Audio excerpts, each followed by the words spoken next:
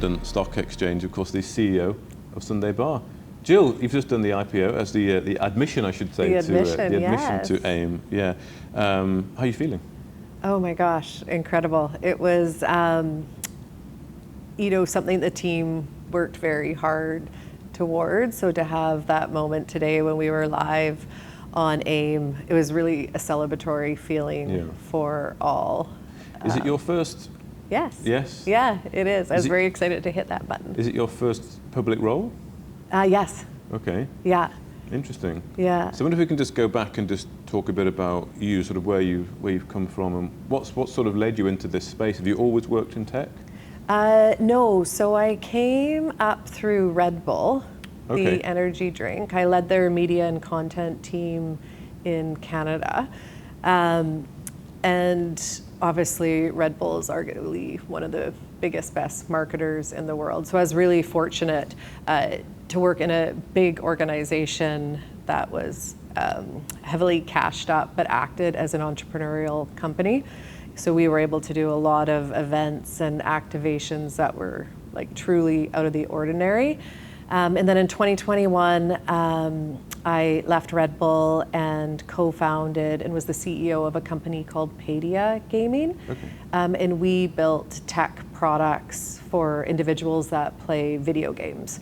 So a lot of them were AI powered for Twitch and Discord, and then just created experiences for the video game industry.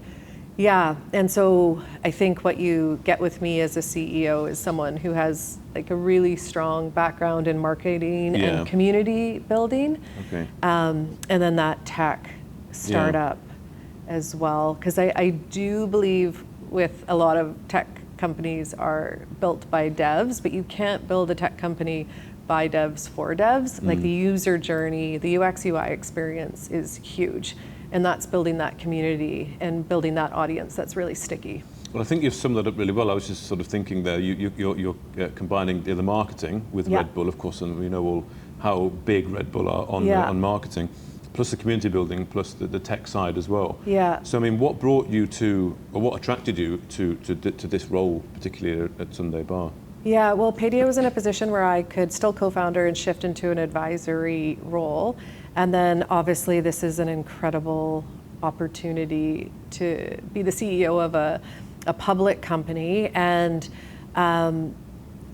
the industry right now with AI, we had done AI tools with Padia, but it's just such an exciting space. Like even in November, when we started, we were calling individuals and enterprises like AI curious. And you saw people like, oh, what is AI? I'm trying ChatGPT or Claude. And then like so quickly it shifted. I say they're like AI in. You have businesses with full like AI teams that have budget allocated, and everyone is recognizing that they have to adopt AI solutions because it'll improve their productivity, it'll increase their ROI, and their competitors are doing it if they don't.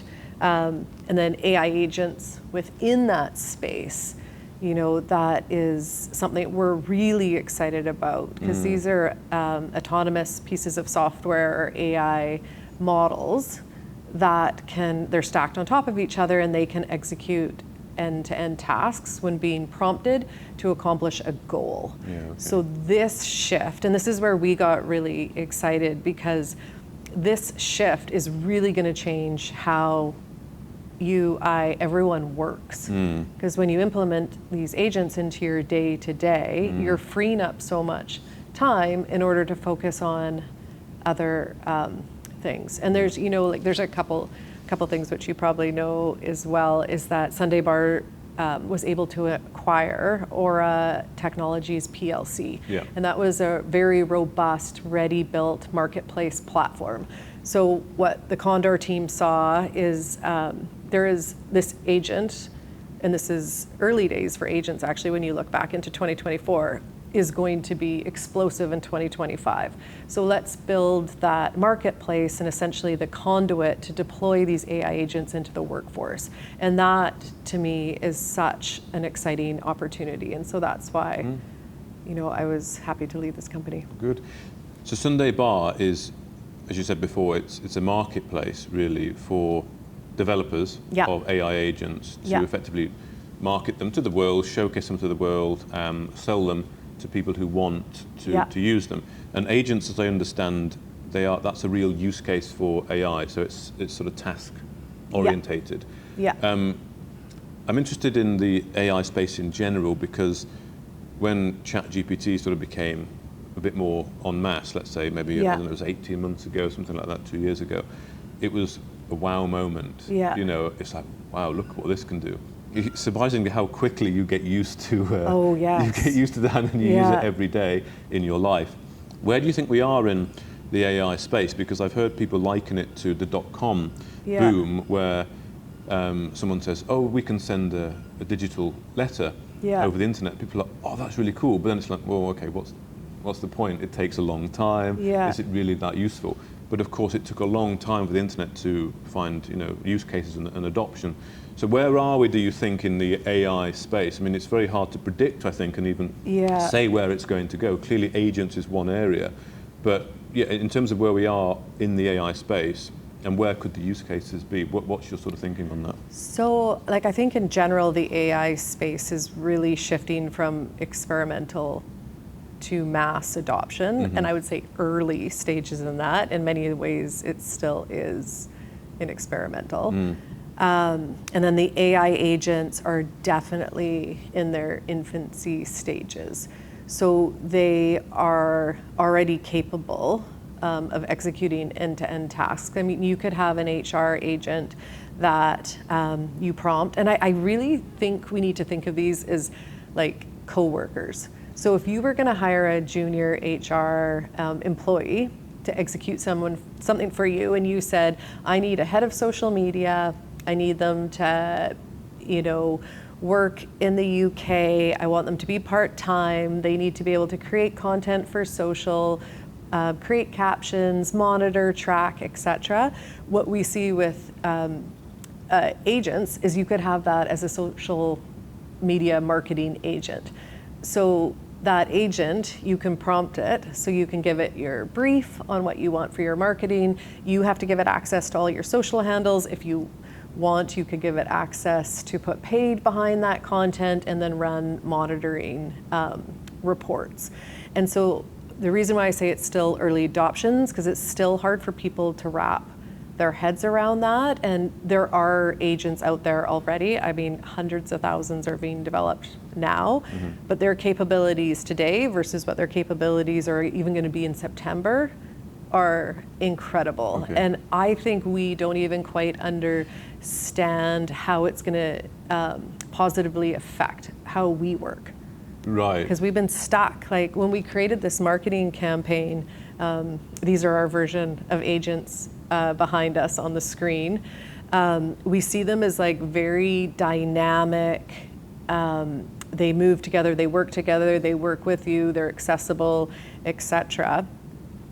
How we were like, okay, so once you have your agent, like it's like your cell phone. This is the technology. All of a sudden it's with you all the time. Like when we all got our iPhones or our Samsungs or whatever phone you got, that became your way of working and your way of connecting. And then we created this campaign because agents are saying you prompt and then you can go about what you're doing and they go to work. So you'll see in some of our marketing coming out. So say if we're in an interview here, essentially before the interview, you and I could have both prompted our agents, whatever they are, and then they're working behind us. So we can focus on this interview. If you're training for a marathon, you could prompt your agent and then, run. So in everything we created, unless you were like trying to hit a deadline, all of our imagery, people's heads were up. And I think that's really important to think. So our heads have been down in computers, and now how do we allow computers to work for us, and we're shifting our ways of working. So do you think AI will replace humans, or not at all? I think make us more efficient? More efficient. They're complementary. Like we really see them as like complementary to your workforce. So all those tasks you do, whether you're like going through LinkedIn to try and find a right candidate, like searching. Yeah. You know, there are tools out there that can help you. I think it's going to open up creativity and innovation, and they're companions, they're co-workers. They're not replacements. I would tend to agree. I'm waiting for the day that an AI interviewer comes out, and maybe that will replace me, I don't know. But it's certainly made my life more efficient, because you can get things done a lot more quickly. You know, even if it's just digesting news releases from the stock exchange, rather than reading through very long, detailed technical reports. And it can make you better at what you do. Exactly. It could schedule all your interviews, it could give you your briefings. Exactly. And they still really need to be like controlled and prompted by you. Yeah, exactly. So the problem then that Sunday Bar is solving, what would you say the problem is? What's the gap in the market that you're filling? Is how these agents reach the market commercially. Okay. So they are being, like the development of agents is here, it's being done at scale. And there is some incredible AI agent directories. Absolutely, they are out there, and they should be. But it is, as a user, so, what we do know is that on the developer side, like these are incredible tools they're developing, it's very exciting, they're being made en masse. On the other side of the market, which for us is the buyer, there's still some like education and understanding that needs to happen, and then discoverability. Like, how do you find the agent that works for you? If you want your interview agent, you don't want to have to go into these silos to find the different ones. You want a curated experience that you can start, like, to train like your Sunday Bar profile. This is the way I work, this is what I like, and then how do I get matched with an agent that meets that need? Like a dating app for... Yeah, you know what, we've talked about that quite a bit, and we even, you'll see in some of our marketing that it says matched. Right. Because it is a match. It is like a complementary asset to your everyday. So this is ready to go now, isn't it? This is live. Yeah. So you've got to get out there really and market this, I suppose, too. Yeah, we have our MVP one live right now. So we've curated, we have 28 or 30 agents up there on the place. And then how the business will really be successful is that network effect. So the more agents on the platform, the more buyers, the better discoverability is. So we want to really build out how many agents are on the platform, and then start to integrate all the tools that make our platform even more intelligent and smarter. So you get the right agent for you. So have you got teams working for Sunday Bar then that are marketing to developers and, of course, the end users as well? Yeah, absolutely. I do believe that, like on the marketing side, because the developers are there, that you'll see a lot of our marketing focuses on the end user a little bit. And that's why even our agents are represented how they are, like accessible. Because there's a lot of like marketing done with agents that is really great, but it's like a little bit robotic. Like the robotics are their heads of code, and that's not always the easiest way to feel like you want to connect with something when you're a little bit unsure of it. So you think that the developers will find, the developers are, I won't say desperate, but they're really... They want to have their agents out there. They want to have their agents discovered. They want to have their agents purchased. So they'll almost be finding solutions themselves for that. And that's why you're saying the marketing will be more on linking them with the end user so that they get value from Sunday Bar. Yeah, exactly. If you want to have your agent put out to the market and have more exposure on it, therefore more likely that it'll get hired, you would play. It's like Amazon. Like iPhone sells iPhones, they also sell iPhones on Amazon. So you have this market, let's get our products in the most places possible to have them found in order to purchase and hire. I think this is one of the first AI plays, let's say, I'm talking to, where you can actually see a real end use case, because there's a lot of AIs that I think have got concepts that sound awesome, but it's like, okay, how do we actually get something tangible from that? Because you can sell an idea, you can sell a concept to investors, to to people on the stock exchange, but to actually have a real life use case. But I think you have that here. And you're ready to go with it. Yeah, because the developers are essentially who are developing the use cases, and as these get bigger or better and better than our platform, we just make sure that we're the conduit to bring those agents to life. Exactly, you've listed today, as we say. How are you going to build value in the company for investors, for shareholders who perhaps are interested in AI companies, and tech companies? We have a really strong product because we were able to acquire a company with a robust, ready-made platform. So that's a huge step forward for us.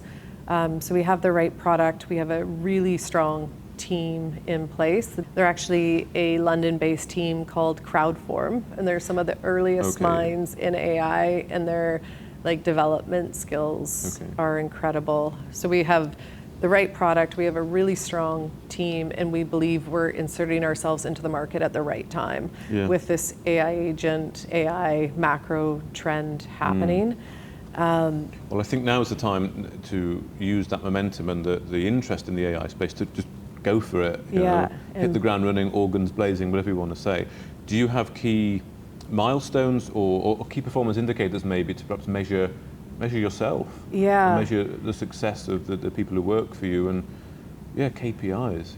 So when we look at our KPIs, obviously revenue will be a big one, and the business, the good thing about the marketplace is it's like a tried and true business model. You look at companies like Shopify, who, in a lot of ways we are looking to the same thing as they did for e-commerce. So people that develop their agents, they'll have their own little storefront with their AI agents where they can market, monetize, and sell them. So our revenue streams will come from these agent developers having a monthly fee to be hosted on the platform. They will go from basic to pro. Obviously, if you want to unlock more features within the platform, you pay more.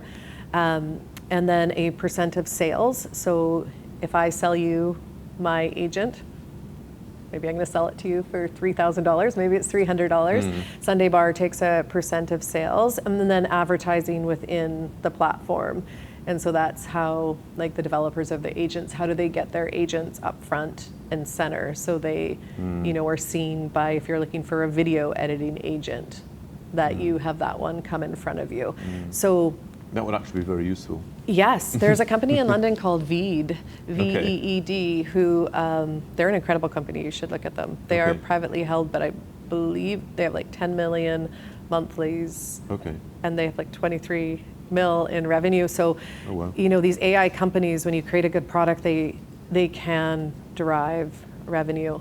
So our KPIs, obviously revenue, you can see in the admission doc, we hoping to be revenue generating within 12 months. But for us, looking at the marketplace, you have the buyers and the sellers. So the sellers are the agents. So the more we have on the platform, the more sales they do on the platform, huge KPIs. And then on the buyer side, the more buyers you have on the platform, the more they purchase on the platform. And would you look to keep the market updated with those KPIs as and when you can? Regular of updates. Course. It's important to have a good news flow to keep your investors and shareholders understanding what we're doing, and keep Sunday Bar top of mind. I would like to ask you it's always a hard question to answer, and I appreciate if you can't comment on it, but do you have any kind of numbers in mind, whether it's what revenue you'd like to achieve in 12 months' time, whether it's number of users on board? If you can't answer that at the moment, that's fine, but if you can, it's always nice that investors can look forward to some tangible... we will always do our best to have the most users on the platform, and obviously the most revenue. Everyone wants that. I think the most important thing when you're building a business is to keep your focus. There can be a lot of noise in general, and there's so much hype around AI, but we know we have a really strong business plan. And when you create a product for an end user that pleases and delights them, everything else follows. You'll have more users, you'll drive that revenue, and we'll definitely keep people up to date on that. But I love looking at people's projections, because you're you are not doing that, or maybe you will, but at this stage, I think the most important thing is just to really focus on building your company, because then the revenue and all the other KPIs come. They come, Well, just finally, Jill, from perhaps a personal note, what would success like for you, or what would you like to achieve or perhaps leave as a legacy? I know you just started, not saying going to leave soon, but sort of leave as a legacy for Sunday Bar. I think having Sunday Bar be recognized as the platform that was integral in deploying this new wave of digital workers commercially to the market would be a really big one, and to have it as a trusted place for people to discover like what AI agents, what digital workers they're bringing into their teams. Great. Well, I'm quite excited. It sounds like we're at the start of something could be quite cool, I think. Yeah, I agree. Well, thank you very much for your time. Thank you. Jill, I know you've got to head off, but thank you so much for joining us here from the LSE. Thank you. If you enjoyed this interview, then give us a thumbs up, a like or a retweet. Subscribe to us on YouTube or follow us on Twitter and hit that notification bell to be the first to know when we release new content. There's loads of great content on our website too, across all our programs at stockboxmedia.com. Thank you for watching.